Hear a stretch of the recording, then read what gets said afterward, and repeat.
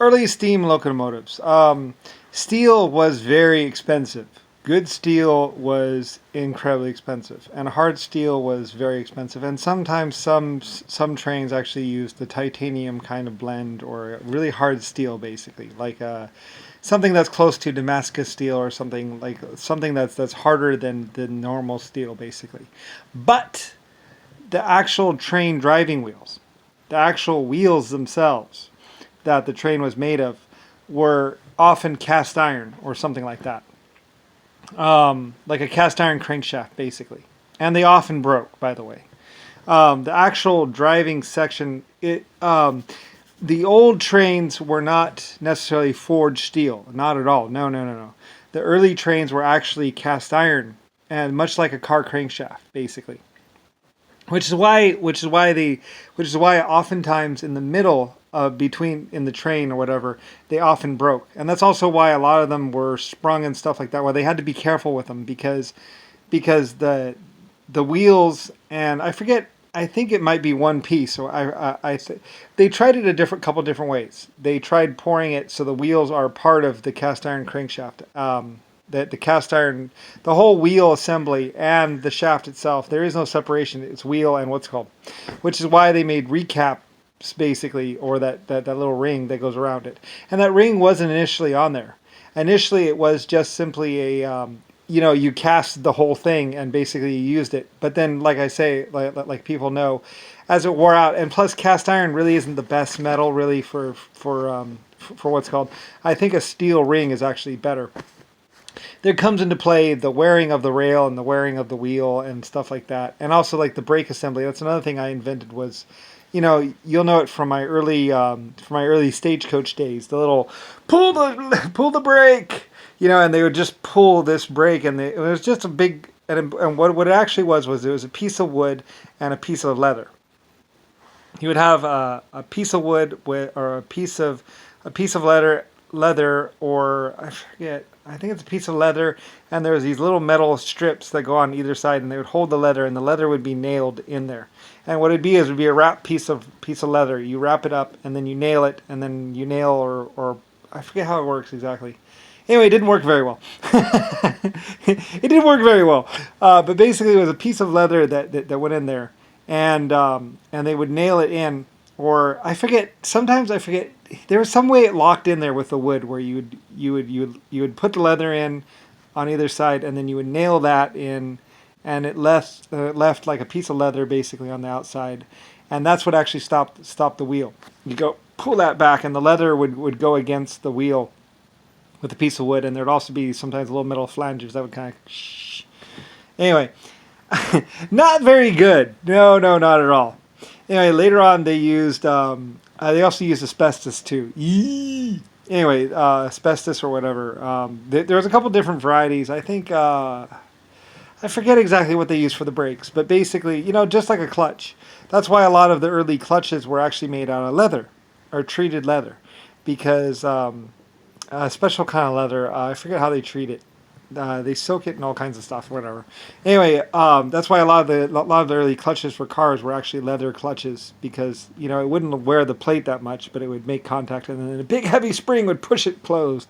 But it would always wear out. Like I said, brakes and clutches, they didn't work very well, but for light duty stuff, it was fine. Especially if you had a horse or whatever, you just had to kind of help the horse a little bit, so the wagon didn't run over the horse. Because otherwise you would actually see like poor little horses, like the wagon's like on top of the horse practically. And I was like, safety thing. Anyway, that's why there are a couple different designs. Like for instance, there's a safety brake, which was basically over the wheel on top, on the outside, you would have this little screw thingy. And you could crank it down, and it would basically force this block of wood or whatever, force this block into the tire.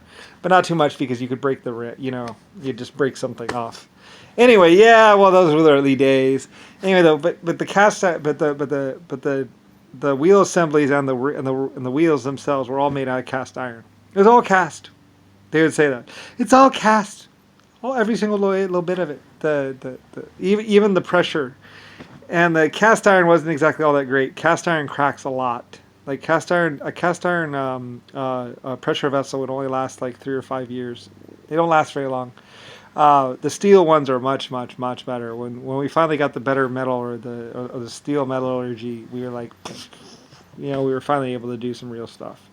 But before that, early steam locomotives were all cast iron, every single bit of it. That's why I built the Sherman tank and bathtubs and everything else. I had this massive cast iron facility, and so everything was cast, everything was pig metal.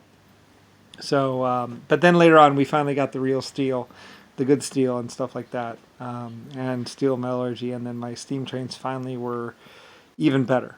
Like I said, for a while there, the gasoline engines were kind of like competing with me a little bit until I got the better steel, which the gasoline engines needed. Well, they don't really need like gasoline engines. We were neck and neck for a little bit. Gasoline engines can work just fine with cast iron, and I really needed like the better steel to go high pressure steam because cast iron works for low pressure or medium pressure steam, but it doesn't really work for high pressure steam.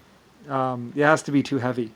For really high pressure steam, you need real steel. So, and that's why they were kind of neck and neck. And then I got the better steel, and then I went, yeehaw! Because I was able to do upwards of 7,000 and 8,000 psi. So even 12,000 psi on some of the steam locomotives. There's some of the steam the pressure setting for the steam locomotives was always put on the site or whatever. 5,000 psi, 7,000 psi, 12,000 psi. There are some serious psi or high pressure steam locomotives that could go up. They could get really really hot where you just like warm up for 3 hours just full on, and then finally you're ready to go.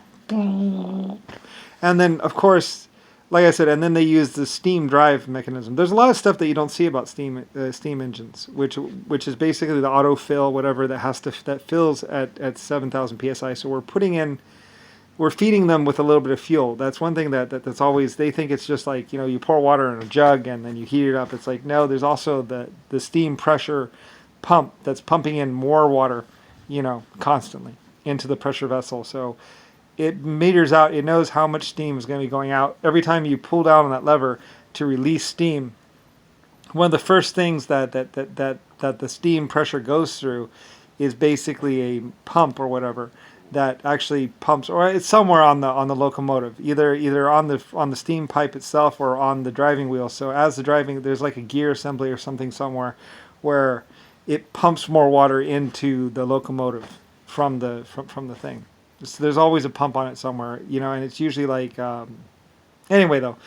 So, but, and so you're losing a little bit of power there, about 10% of the power.